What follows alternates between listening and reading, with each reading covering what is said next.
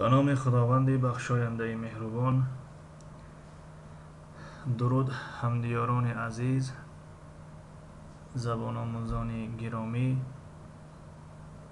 درس 18 است از سلسله درس های انگلیسی برای نوآموزان. الفبای زبان انگلیسی حرف Q Q Q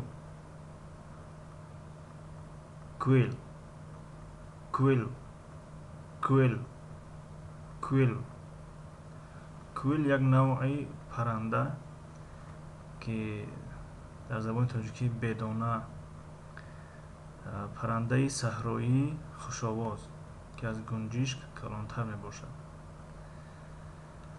خب کوارتر کوارتر کوارتر کوارتر کوارتر کوارتر ربع یا که چهاریک می شود و بعضی ترجمه دیگر هم دارد، یعنی چهاریک مرکز، محل، بخش، خانه، قرارگاه، منزل، مسکن، دایره شخصانی معین. لیکن کوارتر معنای اساسیش چهاریک می شود، چهاریک و مرکز هم میگن.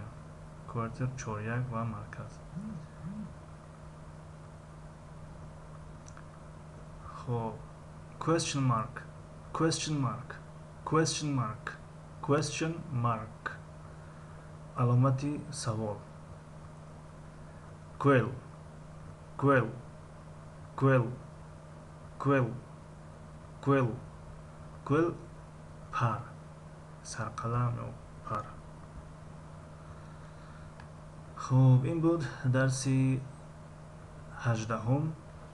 تا درس های آینده خیر، خدا نگهدار.